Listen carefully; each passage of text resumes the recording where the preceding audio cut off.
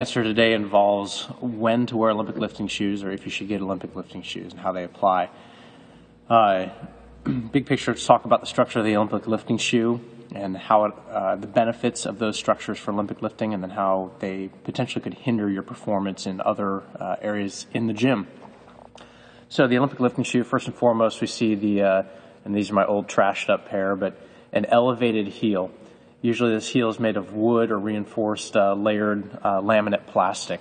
So the elevated heel decreases the range of motion required of the Achilles and the calf at the bottom of a squat. Imagine catching a heavy clean or a heavy snatch in the deep overhead squat or front squat position. And if this is your leg coming out of the shoe, the angle required to get to the bottom of the squat is decreased because of that elevated shoe, or elevated heel. That's a reduction in injury, but also allows you to keep a taller posture at the bottom of that squat position, which will allow you to keep the weight directly over the middle of the foot and keep it balanced so you don't ditch the load. So a benefit of the raised heel. The hard plastic bottom also prevents squishing or rolling in, wooden or plastic bottom prevents squishing or rolling in of the ankles and allows you to keep that externally rotated hip position. We're always talking about driving the knees outward.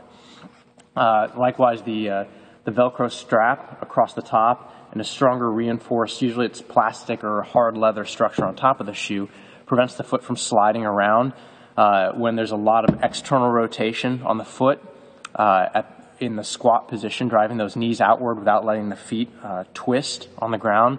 But also when you jump, the top of your second pull, we talk about ripping the ground apart with your feet to reset from the pulling position to the landing position.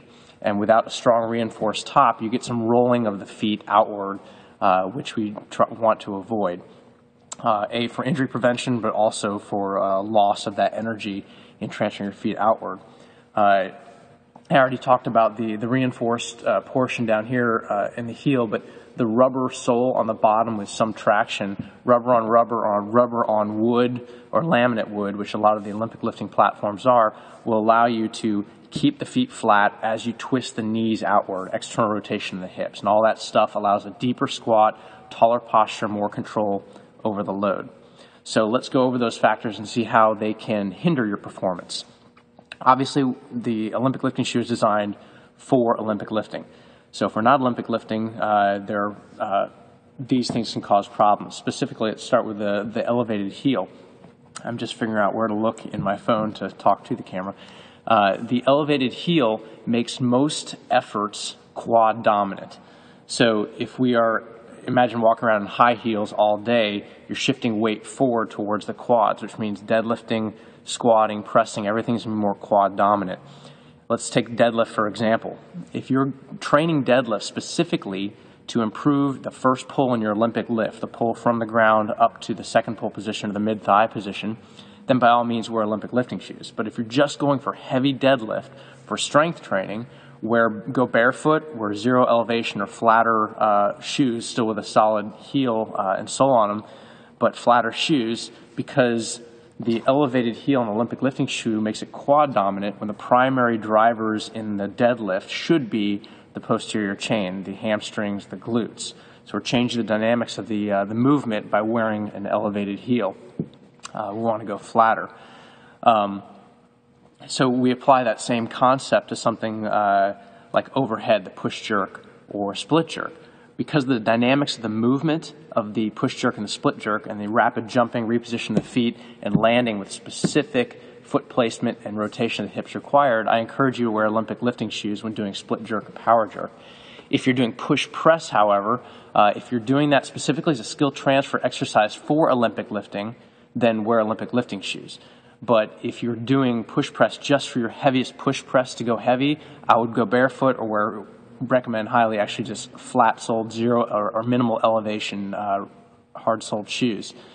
The reasoning, the dip in our pressing movements, or dynamic pressing movements like push press or push jerk or split jerk, is a vertical torso, knee-centric, quad-dominant dip. And so we start the dip by bending our knees, and we keep our torso straight up and down. Instead of pulling our butt back like in a squat, which would be posterior chain, anterior or posterior centric instead of quad centric.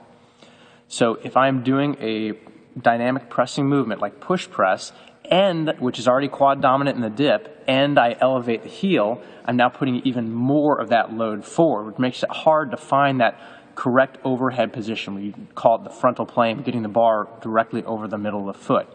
So elevated heel makes it quad dominant, which means it makes a pressing movement tough to get to the direct overhead position, potentially limiting your max load. Again, if you're doing it specifically for Olympic lifting, by all means. And the last thing to consider is the power variation, so power snatch or power clean. Again, if you're using those as skill transfer exercises for the full Olympic lifts, then wear your Olympic lifting shoes. If you're just going for 1 or 2 rep heavy loads, wear your Olympic lifting shoes. But if the power snatch or power clean are involved in a Metcon, which involves other movements that are potentially quad dominant, like box jumps, even double unders, GHD sit-ups, toes to bar, all that stuff that's already on the quads, then wearing Olympic lifting shoes for the higher volume of that stuff is going to it's highly likely it'll smoke your quads, burn your quads out earlier than they needed to. And so if you're not squatting in those power variants of the lift, there's no real need for the elevated heel to reduce the risk of injury or to keep a taller position at the bottom of the squat. In general, and with power variants, we do still squat some, just not below parallel. So having that elevated heel is cool and of benefit at heavier loads. But again, with Metcons, we're generally going higher volume, lighter load over the period. So not an exhaustive examination of the Olympic lifting shoe, but some consideration for when and when to not wear it in the gym. Just remember things that we often do in here, like rowing, toes to bar, GHD sit-ups, box jumps, all quad dominant. Elevating the heel in that movement with an Olympic lifting shoe is just going to burn your quads out earlier and change the dynamics of the movements you're doing.